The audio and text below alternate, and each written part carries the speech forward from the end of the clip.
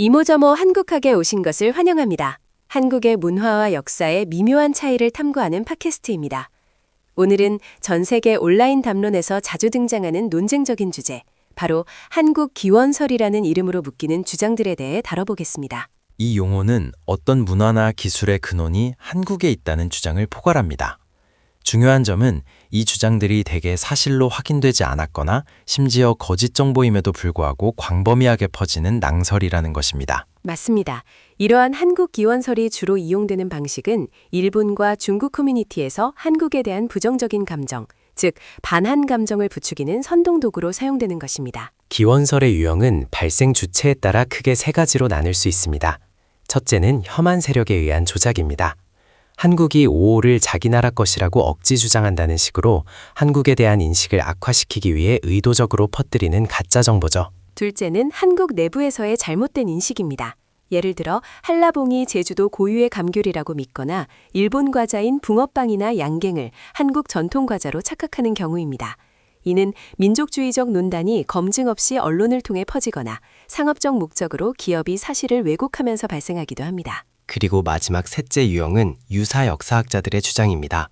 이들은 극단적 민족주의 성향을 띠며 세계 문명의 기원이 한국의 배달 문화에 있다거나 일본 사무라이가 고대 백제 무사 집단인 사우라비에서 유래했다는 등 오컬트적 요소까지 포함하는 주장을 펼치기도 합니다. 이러한 현상의 배경을 이해하는 것이 중요합니다. 2000년대 초반 인터넷이 폭발적으로 발달하면서 한국의 민족주의 유사 역사학이 일본의 혐한 성향 네티즌들에게 악의적으로 포착되어 이용되었습니다. 이것이 양국 간의 인터넷 갈등을 심화시킨 것이죠. 결정적인 부분은 한국 기원설이라는 용어 자체가 한국에서 만들어진 것이 아니라는 점입니다. 이 용어는 일본 온라인 커뮤니티, 특히 파이CH와 같은 곳에서 혐한 집단에 의해 처음 만들어지고 구성된 것입니다. 이들은 한국 내에서 대다수가 알지도 못하는 극소수 의견이나 지역 언론의 발언 등을 의도적으로 수집하고 일반화하여 마치 그것이 한국 전체의 주장인 것처럼 악의적으로 포장하여 유포합니다. 일본 우익들은 심지어 오리지널이라는 신조어를 만들어 조롱하기도 했죠. 이처럼 조작된 주장은 위키백과의 독자 연구 규정을 명백히 위반합니다.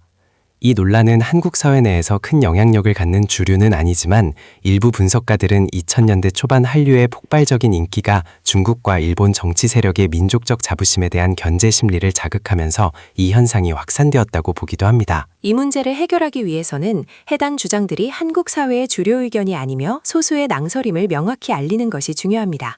또한 이 용어 자체가 일본의 특정 우익 세력에 의해 왜곡된 의도로 만들어졌음을 증거를 통해 전달해야 합니다. 하지만 반한 감정에 기반한 인터넷상의 루머 특성상 완전한 해결은 쉽지 않습니다. 다만 일본 내 혐한 세력이 점차 고령화되면서 시간이 해결해 줄 수도 있다는 일부 희망적인 관측도 있습니다. 역사와 지정학 그리고 디지털 문화가 얽힌 복잡하고 흥미로운 주제였습니다. 오늘 이모저모 한국학을 그려주셔서 감사합니다.